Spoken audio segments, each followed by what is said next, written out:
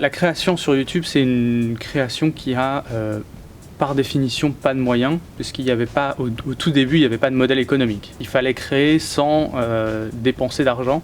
Et donc du coup, toute la création est partie de ça.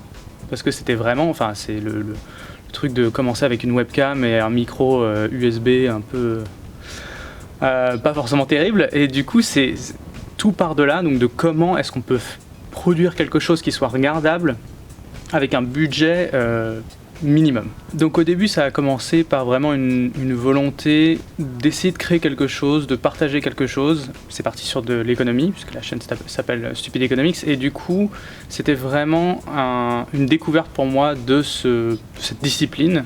Et j'avais vu déjà qu'il y avait pas mal d'autres vidéastes, c'est comme ça qu'on s'appelle maintenant, qui essayaient qui partageaient leurs connaissances, que ce soit sur de l'histoire ou sur de la physique ou d'autres sujets.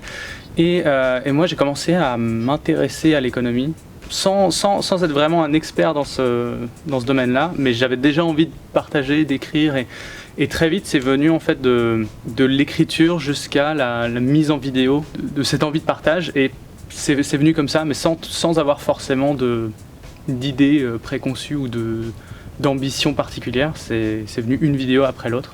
Et aujourd'hui, ça fait 5 ans. Il y a 2 aspects. Il y a l'aspect actualité, parce que des fois, il y a des sujets qui peuvent s'imposer d'une certaine manière. Et puis, l'autre aspect, c'est vraiment, pour reprendre à l'initiative du début, c'est vraiment partager des connaissances ou partager des sujets, et avoir l'impression qu'on peut apporter quelque chose à ce niveau-là. Donc ça va être des grands sujets de l'économie, genre, je sais pas, l'économie de la santé, ou l'économie de la migration, ou des choses comme ça. Donc plutôt sur des thématiques en fait.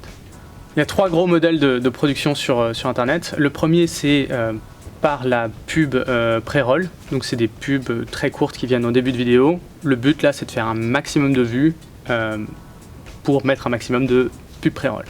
La deuxième modèle, c'est les contenus sponsorisés. Donc là, une grosse vidéo qui fait beaucoup de vues et où on va mettre 1 minute ou 30 secondes d'un annonceur bien spécifique dedans, ce qui peut générer un modèle économique en fait.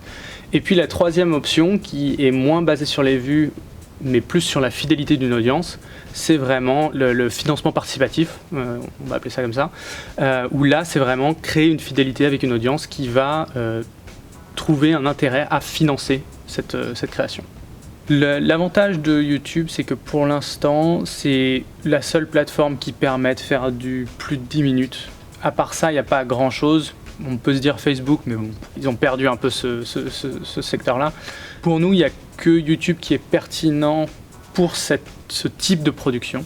Que ce soit sur YouTube ou dans pas mal de médias, il y a un peu de tout. La difficulté, en fait, c'est de parvenir à trouver ce qui se fait de bien sur des plateformes avec des contenus, avec autant de contenu. Ça peut être relativement compliqué. C'est aussi tout le rôle de la confiance qu'on peut placer envers les différents producteurs de contenu. Et ça, c'est aussi des aspects assez importants.